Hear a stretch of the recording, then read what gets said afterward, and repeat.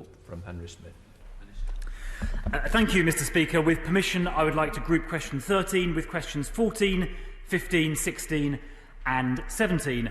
The Government is committed to completely ending these dangerous crossings facilitated by ruthless criminals, which are also unnecessary because France is a safe country.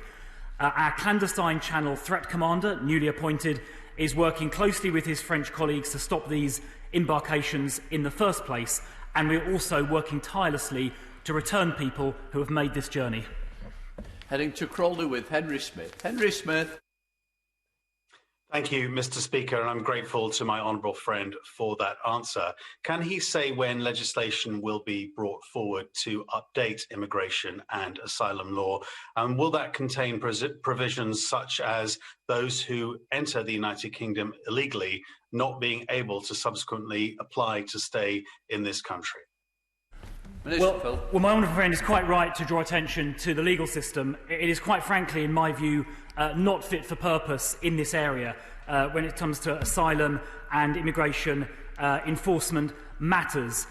We are often frustrated by repeatedly vexatious legal claims, often made at the last minute, with the express intention of frustrating the proper application of the law. So I can confirm that we are working at pace on legislative options in the way he describes, and everything is on the table. We now come to Sean Bailey. Mr Speaker, my constituents in Wednesbury, Albury and Tipton are rightly angry at the images they're seeing of people arriving on our shores illegally, often in small boats. Can I ask my honourable friend, to solve this crisis in the long term is going to require cooperation, and whereas we seem to be on this side, in this country, gold-plating a lot of the regulations that would enable us to solve this problem, and a lot of our European partners aren't. So what representations is he making to our European partners to ensure that they actually follow through with the obligations that they have actually made? Well, we are working at the moment with other European countries to return people back to European countries where they have previously claimed asylum.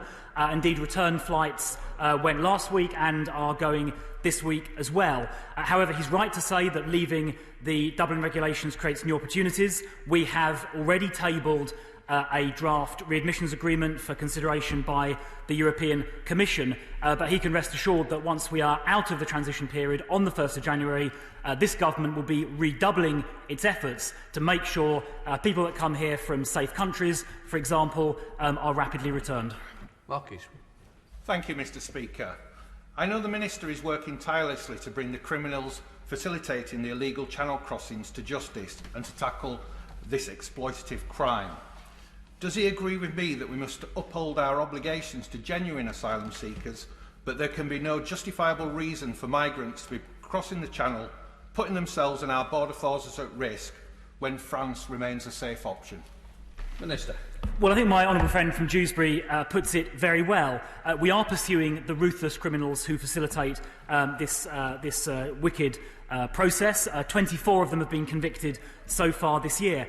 He is right to say that where people are in genuine fear of persecution, we should protect them. Indeed, we do so, and our resettlement scheme has been the leading scheme in Europe over the last 5 years. But he is also right to say that when people are in France, they are already in a safe country, and if they want protection, they can obtain it by applying to the French government. Robin Moore. Thank you, Mr Speaker. The Channel crossing route is clearly being promoted by people smugglers as an easy route in. And, Mr Speaker, these are individuals who don't give a damn about the welfare of those that they exploit or the lives that they put in danger. So what steps is my right honourable friend taking to ensure that this route becomes entirely untenable and illustrates loud and clear that these organised crime gangs that Britain's border is closed to such illegal crossings? Minister. Well, my honourable friend from Keighley is quite right to say that our objective and the Home Secretary's objective is to make this route completely unviable so nobody attempts it in the first place. It is dangerous, it is illegally facilitated, and it is unnecessary. We're working with the French to prevent the embarkations happening in the first place. We're looking at tactics we can deploy at sea to prevent the crossings from happening, and we are looking at what more we can do to return people once they make the crossing. Those measures taken together will make this route unviable and end these crossings. Jack Brotherton. Thank you, Mr Speaker. People across Stoke-on-Trent are extremely concerned about the number of people we're seeing crossing the English Channel illegally. So would my honourable friend agree that asylum should be claimed in the first safe country and we should deport those here illegally?